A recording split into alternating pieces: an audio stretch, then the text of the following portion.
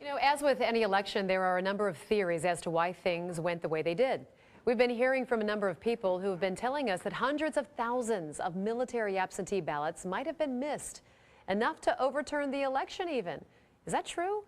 Ben has the reality check you won't see anywhere else.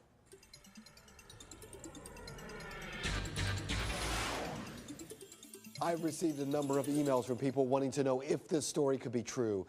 Here's what the article claims. It showed up on a site called the Duffel Blog. The claim is that military absentee ballots delivered one day late would have swung the election for Mitt Romney. Here's the gist of the article. Quote, sources confirmed today that hundreds of thousands of military absentee ballots were delivered hours after the deadline for them to be counted.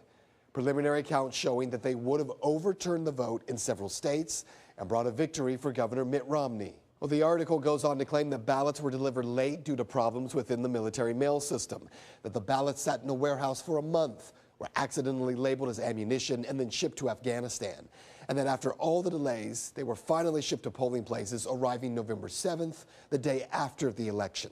So is the story true?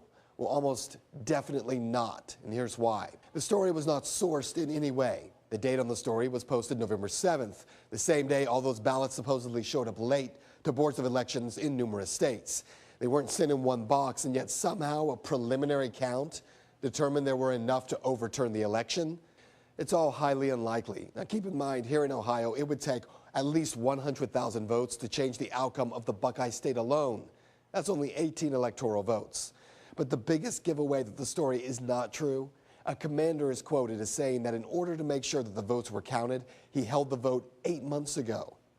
8 months ago? That would mean that all those votes were cast before Super Tuesday, before Mitt Romney was the nominee. In fact, before Mitt Romney was even a front runner. So with a quick Google search, by the way, you can find out that the Duffel Blog, it's satire, just like The Onion, where they post fake stories that are supposed to look real. What this means for you is that the internet is the greatest source of information in the world, but that means it's a source for good and bad information. And this story, well, it's just that. It's just a story. It's not news. And that is Reality Check. I don't know. I don't think that laryngitis was that bad, do you? I'm kidding. You can find the sources for the story posted on our website, fox19.com. And if you'd like to make your voice heard in the story, you can head over to Ben's Facebook page. You can find it by searching Ben Swan.